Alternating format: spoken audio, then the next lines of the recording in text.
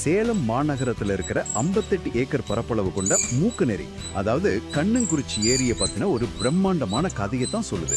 நிச்சயமா இது வெறும் ஒரு நீர்நிலைய சுத்தம் செஞ்ச கதை மட்டும் கிடையாது. பல வருஷங்களா மனிதர்களுக்கும் இயற்கைக்குமான ஒரு தொடர்பு அருந்து போயிருந்த நிலையில அந்த உறவை எப்படி திரும்பவும் கெட்டியா முடிச்சு போடுறது அப்படிங்கிறதுக்கான ஒரு முக்கியமான வரலாற்று நிகழ்வு இது. உண்மைதான், ஒரு காலத்துல குப்பை காடா மாறி முழுசா அழிஞ்சு போற நிலைமையில இருந்த இந்த ஏரி இப்போ பல்லாயிரக்கணக்கான மரங்களோடும் வெளிநாட்டு பறவைகளோட புகலிடமாகவும் மாறி இருக்கு. ஒரு சமூகம் நினைச்சா இயற்கையை எப்படி மீட்டெடுக்கலாம் அப்படிங்கிறதுக்கு இது ஒரு சூப்பர் உதாரணம்.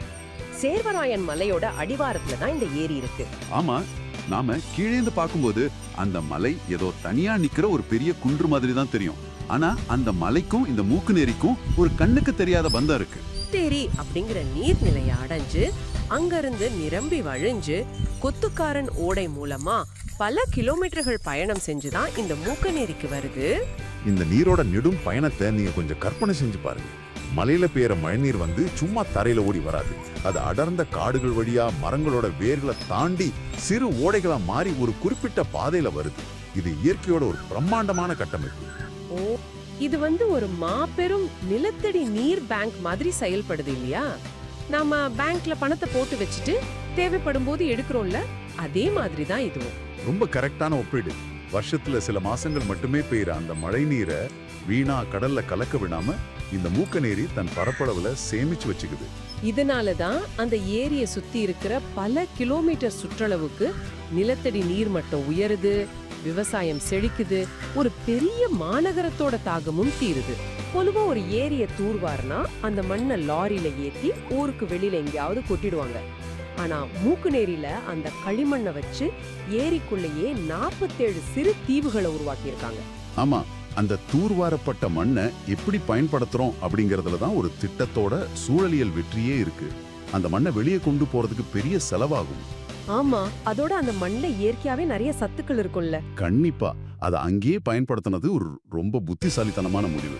தூர்வாரப்பட்ட மண்ணை தீவுகளா மாத்தின உடனே மண் அரிப்பை தடுக்கிறதுக்காக சிறுதானியங்களை விதைச்சாங்க. குறிப்பா திணை பயிர்களை அந்த சகதி மண் மேல தூவுனாங்க. ஒரு நிமிஷம், திணையா? ஏரிக்கு நடுவுல இருக்கிற தீவுகள்ல எதுக்கு திணை வளர்க்கணும்? பறவைகள் சாப்பாட்டுக்காகவா? சாப்பாட்டுக்காக இல்ல, இதுக்கு பின்னாடி ஒரு செம சயின்ஸ் இருக்கு. சகதி மண்ல எந்த பெரிய மரக்கன்றை நட்டாலும் அது வேர் பிடிக்கிறதுக்கு முன்னாடியே சாஞ்சிடும். ஆனா திணையோட ஸ்பெஷாலிட்டி என்னன்னா அது ரொம்ப வேகமா வளரும். ஓஹோ, சீக்கிரமா முளைச்சிடுமா? ஆமா, அதோட வேர்கள் ரொம்ப ஆழமாவும் ஒரு சல்லட வலை மாதிரியும் மண்ணை கெட்டியா பிடிச்சுக்கும். விதைச்ச சில வாரங்கள்லயே அந்த தீவுகள் முழுக்க திணையோட வேர்கள் பின்னி பிணைஞ்சு அந்த சகதி மண்ணை இறுக செஞ்சிச்சு. ஆனதும் அடுத்த கட்டமா அங்க பெரிய மரக்கன்றுகளை நட்டாங்க. வேம்பு, ஆலமரம், நாவல், புங்கன் மரம்னு நிறைய நாட்டு மரங்களை நட்டாங்க. ஓ, ஆலமரத்தோட விழுதுகள் இன்னும் ஸ்ட்ராங்கா பிடிச்சுக்குமே. ஆமா, காலப்போக்கில் அதுங்க நிரந்தரமான தூண்களா மாறிடுச்சு. நாவல், வேம்பு மரங்கள் எல்லாம் எதிர்காலத்துல வர்ற பறவைகளுக்கு பழங்களையும் தங்குமிடத்தையும் கொடுக்கும்னு ரொம்ப தீர்க்க தரிசனமா யோசிச்சு செஞ்சிருக்காங்க.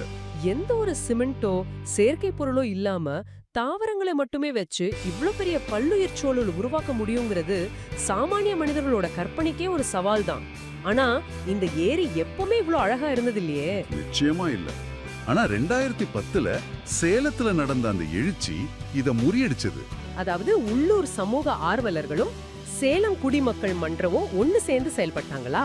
ஆமா, அது சும்மா ஒரு வார இறுதி தூய்மை பணி கிடையாது. மக்களோட மனநிலையில ஏற்பட்ட ஒரு பெரிய மாற்றம். கவர்மெண்ட்டை மட்டுமே நம்பி இருக்காம இது எங்க ஊர் ஏரி, எங்க நிலத்தடி நீரோட ஆதாரம் அப்படிங்கிற சமூக பொறுப்புணர்வு வந்துச்சு. இந்த உரிமை கொண்டாடுற மனநிலை தான் இன்னைக்கு மூக்கநேரியை பாதுகாக்குது. மக்களோட தொடர் கண்காணிப்பு இல்லாம அந்த 47 தீவுகளையும் யாருமே காப்பாத்திருக்க முடியாது. அந்த 2010ல போட்ட கடின உழைப்பு இன்னைக்கு எவ்வளவு பிரம்மாண்டமான பலனை கொடுத்திருக்குன்னு பார்க்கும்போது ரொம்ப சந்தோஷமா இருக்கு. இன்னைக்கு நாம மூக்கநேரிக்குள்ள போனா அது சும்மா ஒரு ஏரி மாதிரி தெரியல. இல்ல, அங்க பல்லாயிரக்கணக்கான மரங்கள் இருக்கு. எனக்கு ரொம்ப ஆச்சரியமா இருந்த இன்னொரு விஷயம் என்னன்னா, அங்க மனிதர்களுக்கும் பறவைகளுக்கும் எப்படி சமமான இடம் கொடுத்திருக்காங்க அப்படிங்கிறதுதான். அந்த 47 தீவுகளை கொஞ்சம் நினைச்சு பாருங்க. அது எதுவுமே கரையை ஒட்டி இல்ல. ஏரியோட மைய பகுதியில தண்ணிக்கு நடுவுல ஒரு பாதுகாப்பான இடைவெளியில இருக்கு. ஓஹோ, அப்ப வாக்கிங் போறது, சிறுவர் பூங்கா எல்லாமே கரையில மட்டும் தானா? ஆமா, கரையை ஒட்டி மட்டுமே செட் பண்ணியிருக்காங்க. மக்கள் ஃபேமிலியோட வந்து இயற்கை அழகை ரசிக்கலாம், ரிலாக்ஸ் பண்ணலாம். ஒரு அமைதி பூங்காவா அது கரையில செயல்படுது. ஆனா அவங்களால அவ்வளவு சீக்கிரம் அந்த தீவுகளுக்குள்ள போய் பறவைகளை தொந்தரவு பண்ண முடியாது. வாவ், அதாவது அந்த ஏரியோட தண்ணியே மனிதர்களுக்கும் பறவைகளுக்கும் நடுவுல ஒரு வேலி மாதிரி செயல்படுது. சரியா புடிச்சிட்டீங்க. மனிதர்கள் கரையில சேஃபா என்ஜாய் பண்றாங்க, அதே சமயம் தண்ணிக்கு நடுவுல இருக்கிற தீவுகள்ல பல்லாயிரக்கணக்கான பறவைகள் வாழுது. குளிர் காலத்துல பூனாரைகள், மீன் கொத்திகள், வெளிநாட்டு வாத்துகள்லாம் வருமாமே. ஆமா, பல்லாயிரம் கிலோமீட்டர்கள் தாண்டி இங்க வந்து தங்குது.